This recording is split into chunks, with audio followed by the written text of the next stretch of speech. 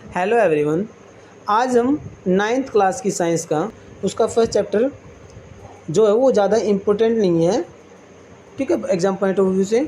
उसमें सिर्फ इतना बताया गया है कि भी साइंस के अंदर हमें क्या चीज़ पढ़नी है, क्यों पढ़नी है, डिस्कवरी कैसे हुई है, ठीक है, किसने की है, ठीक है। तो ये हमें सिर्फ साइंस के बारे में पढ़ना है, ठीक है। तो मेन जो हमारा चैप्टर स्टार्ट होता है वो है second chapter, cell the building block of life. अब इस चैप्टर में क्या कह रहा हूँ, देखिए फर्स्ट लाइन क्या है, it is widely accepted among the scientific community that life originate in water. कह रहा है कि वैज्ञानिकों का मानना है कि भी जीवन की जो उत्पत्ति है, जीवन जो स्टार्ट हुआ है वो कह रहा है कहाँ से, जीवन की ओरिजिनेट है वो कहाँ से है, वाटर से। जीवन की उत्पत्ति कहाँ से मानी गई है, पानी से मानी गई है। फिर कह रहा है कि सम रिसर्चर, सेकेंड लाइन में क्या है, some researcher believe that life may have originated in small water pools with changing environmental condition rather than in ocean. लेकिन कह रहा है कुछ रिसर्चर का मानना है, वैज्ञानिकों का मानना है कि भी ये बड़े बड़े महासागरों में ना होकर, ओशियंस में ना होकर, ये छोटे छोटे पूल्स में हुई, तालाबों में हुई है, जहाँ पर एनवायरमेंटल कंडीशन जो वातावरण है हमारा बदलता रहता है। फिर आगे क्या कर रहा है, फोर्थ लाइन में क्या कर रहा है, हॉट स्प्रिंग और क्या है आगे, hot spring are examples of such environmental environments in India. जो कह रहा है कि जो ये गर्म पानी के झरने इनका एग्जाम्पल है। In India the hot spring of Puga valley in Ladakh maintain very high temperature nearly at the boiling point of water even in A cold climate.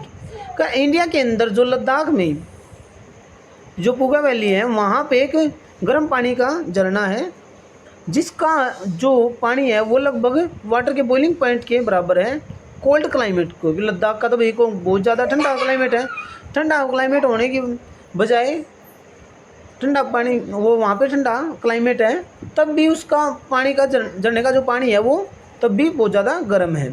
तो ये इसी का एक एग्जाम्पल है। फिर आगे कह रहा है कि these environmental condition seems to be similar to those on early earth about 3 billion year ago. कह रहे कि ये जो एनवायरमेंटल कंडीशन है ये तब से ही है जब से अर्थ, ठीक है ना, जब से अर्थ बनी है, ऐसा मानते कि भी अर्थ की स्टार्टिंग तब से है। कब से मानी गई है, 3 बिलियन ईयर एगो पहले से मानी गई है। फिर आगे कह रहा है the organism living in these hot spring are mostly heat loving bacteria called thermophiles which are unicellular. कह रहा है कि इस जो हॉट स्प्रिंग वगैरह हैं, जो गर्म पानी के झरने हैं, इनके अंदर जो ऑर्गेनिज्म रहते हैं वो हीट लविंग है, मतलब गर्मी में रहने वाले हैं, बैक्टीरिया हैं, उनको बोला गया है थर्मोफाइल्स, जो क्या है, यूनिसेलुलर हैं। फिर नेक्स्ट जो सेकंड पैरा हमारा उसकी फर्स्ट लाइन है कि science from the Birbal science institute of palaeo science Lucknow study these hot spring and found that calcium carbonate formed rapidly around them. कि कह रहा है कि वैज्ञानिकों ने जो ये सानी इंस्टीट्यूट ऑफ फेलो साइंस है ना लखनऊ के अंदर, वहाँ के वैज्ञानिकों ने क्या बताया है, वैज्ञानिकों ने बताया कि भी जो ये पानी के झरने हैं इनमें जो पानी गर्म होता है, गर्म पानी के झरने इनमें कैल्शियम कार्बोनेट जल्दी बनता है, ठीक है। तो फिर आगे कह रहा है these deposit may have protected earlier organic molecule from harmful radiations and extreme condition and they may have also help in formation of these first protective membrane, the barrier that defines a cell।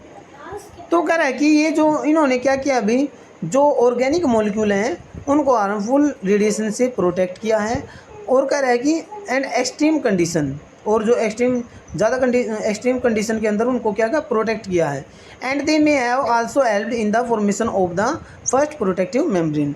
और जो कह रहा है कि पहली cell है, cell की झिल्ली, जो सेल मेम्ब्रेन है पहली बनाने में मदद भी की है उसकी। फिर आगे कह रहा है कि all living organism are made up of cell, कि भी सभी लिविंग ऑर्गेनिज्म है वो सेल से मिलकर बने हैं। The cell represented the basic level at which life exist. क्या कहा है कि cell represent the basic level at which life exist.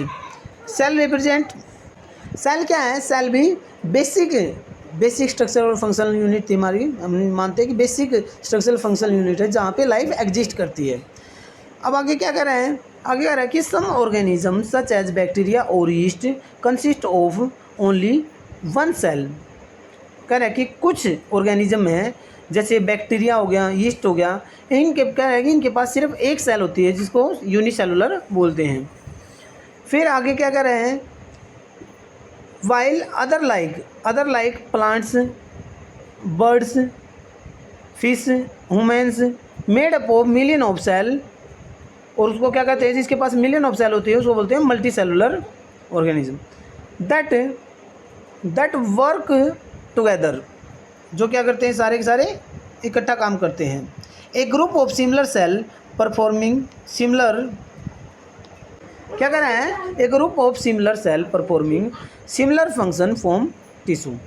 भी जो टिश्यू होता है क्या होता है? टिश्यू होता है ग्रुप ऑफ सिमिलर सेल, ठीक है, ग्रुप ऑफ सिमिलर सेल होता है जो फंक्शन परफॉर्म करते हैं, ठीक है। फिर आगे क्या कर रहे हैं? Different tissue are organised to form an organ and several organs work together to form organ system. तो कैसे क्या बनता है भाई? देखो सबसे छोटी यूनिट हमारी होती है सेल। सेल क्या है? बेसिक और स्ट्रक्चरल फंक्शनल यूनिट है लाइफ की। सेल से मिलके, सिमिलर सेल से मिलके बनता हमारा टिश्यू, टिश्यू से मिलके बनता हमारा ऑर्गन, ऑर्गन से मिलके बनता है हमारा ऑर्गन सिस्टम, और ऑर्गन सिस्टम से मिलके क्या बन जाता है? ऑर्गेनिज्म। तो इस बारे में यही बता रहा हूँ, ठीक है, कि डिफरेंट टिश्यू क्या कर रहे हैं? Different tissue are organise to form an organ, क्या बनेगा? ऑर्गन बनेगा। फिर ऑर्गन से क्या बनेगा? ऑर्गन सिस्टम बनेगा। सच एज, फिर क्या कर रहे हैं? Such as nasal pores, nasal cavity, ठीक है, ये हमारे क्या हैं? ऑर्गन्स हैं, लंग्स हैं, रेस्पिरेटरी सिस्टम है, ठीक। तो फिर अब क्या हो जाएगा? बन जाएगा एक ऑर्गेनिज्म बन जाएगा। तो नेक्स्ट पैरा में कह रहा है कि even when cell are organised into tissue, organ and organ system, the cell remain the fundamental unit of structure and functional in all living organism. कह रहा है कि ये even when cell are organised into, cell organise हो जाती है tissue के अंदर, ऑर्गन के अंदर, ऑर्गन सिस्टम के अंदर, ठीक है। फिर भी कह रहा है कि वो the cell remains the fundamental unit of structure and function in all living organism. सभी लिविंग ऑर्गेनिज्म में जो बेसिक यूनिट होती है स्ट्रक्चरल और फंक्शनल, ठीक है, तो वो क्या है? सेल है। फिर आगे कह रहा है कि this make us wonder how such tiny cell perform so many different activity. करे भी ये चीज़ हमें, दिस मेक अस वंडर, क्या कर रहा है? ये भी हमें आश्चर्यचकित करता है कि भी एक छोटी सी सेल कैसे डिफरेंट एक्टिविटी परफॉर्म करती है। फिर आगे क्या कर रहे हैं? What are the different component of cell, cell के जो अलग अलग कंपोनेंट हैं वो क्या हैं? How do cell in our body communicate with each other, कि भी हमारी बॉडी के अंदर जो सेल हैं वो कैसे कम्युनिकेट करती हैं। Do cell live forever, क्या सेल सदा के लिए जीवित रहती हैं।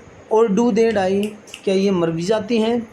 In this chapter we will explore the answer to these question as we enter the fascinating world of the cell. हम इस चैप्टर में यही पढ़ेंगे, यही इन क्वेश्चन का आंसर यहाँ पे एक्सप्लोर करेंगे, हम जानेंगे कि भी जो ये फैसिनेटिंग वर्ल्ड है सेल का, उसके बारे में हम जानेंगे डिटेल से। हाउ टू स्टडी सेल, अब सेल की स्टडी कैसे करेंगे हम। तो फर्स्ट लाइन क्या कर रहा है?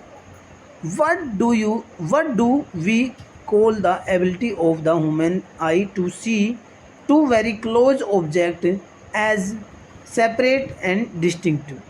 कह रहा है कि हम आदमी की उस एबिलिटी को क्या बोलेंगे जिसे आदमी, इंसान देखता है एक ऑब्जेक्ट को वेरी क्लोज, बहुत नज़दीक से देखता है और अलग अलग देखता है, separate and distinct. Imagine two tiny dots drawn on a piece of paper. कह रहा है कि इमेजिन करो कि आपने दो छोटी छोटी डॉट्स पेपर के ऊपर बनाई हैं। As the dots are moved closer there comes a point at which they can no longer been seen as separate. As the dot are moved closer, कह रहा है कि डॉट हमें ना इतनी छोटी बनानी है कि there comes a point at which they can no longer be seen as separate, कि हमें वो अलग अलग दिखाई ना दे। ठीक है। When viewed from about 25 centimetre the near point of the women eyes, जो वुमेन आइज का सबसे नज़दीक का पॉइंट होता है वो तो 25 सेंटीमीटर, 25 सेंटीमीटर तक ही। ठीक है। उससे अगर नज़दीक हम लेके आते हैं तो हमें क्या है, थोड़े से साफ नहीं दिखाई देते अक्सर। ठीक है। 25 सेंटीमीटर होता है नियरेस्ट पॉइंट होता है जो ह्यूमन आई का। फिर आगे कह रहा है कि 2 point separated by about 0.1 millimetre can be seen a distinct, otherwise they appears as a single point. This is called the limit of resolution of the human eye which is 0.1 mm। इस पूरे पैरे में वो कहना चाह रहा है कि भी जो ह्यूमन आइज है, हमारी आँख है, आँख की जो आँख है ना हमारी, कितनी नियर तक देख पाती है। जो लिमिट ऑफ रिजोल्यूशन है हमारी आँख का वो 0.1 mm है। ठीक है। अब नेक्स्ट पैरे में क्या कर रहा है, a cell is usually too small to be seen by the unaided eyes. तो ये क्या कह रहा है कि भी सेल इतनी छोटी है कि उसको हम नॉर्मल आइज से नहीं देख सकते। आगे कह रहा है this raises an important question, how have cell biologists study the structure and function of the cell that are much smaller than the limits of resolution of the human eyes. कह रहा है कि भाई फिर एक क्वेश्चन पुट होता है हमारे दिमाग में कि भी जो बायोलॉजिस्ट हैं वो कैसे जो सेल है, सेल के स्ट्रक्चर और फंक्शन को कैसे वो स्टडी कर पाते हैं जब वो इतनी छोटी है। इतनी छोटी है कि भी ह्यूमन की जो लिमिट ऑफ रिजोल्यूशन है उससे भी छोटी है, तो फिर उसको कैसे स्टडी कर पाते हैं। आगे क्या कर रहे हैं, you have learned about convex lens. कह रहा है कि भी आपने कन्वेक्स लेंस के बारे में सुना होगा। ए कन्वेक्स लेंस और a combination of lenses, a convex lens या फिर combination of lens, an objective lens and an eyepiece are used for the magnification of an object make it appear larger. कह रहे भी हम convex lens का use करते हैं या फिर हम डबल लेंस का यूज़ करते हैं। ठीक है। किसी भी और कह रहा है कि an eyepiece are used, मतलब कोई स्पेक्स यूज करेंगे, माइक्रोस्कोप वगैरह यूज़ करेंगे उसको देखने के लिए। ठीक है, सेल को देखने के लिए। आगे कह रहा है कि Robert Hooke was the first person to observe a cell in 1665 using a self design microscope. कह रहा है कि सेल को सबसे पहले जो देखा था रॉबर्ट हुक ने देखा था 1665 में, अपना ही डिज़ाइन किया उसका माइक्रोस्कोप था, उसके द्वारा उसने देखा था। Capable of about 200 to 300 magnification, जिसको 200 से 300x मैग्नीफिकेशन, मतलब उसको इतना ज़्यादा जूम किया गया था, मैग्नीफाइंग किया गया था।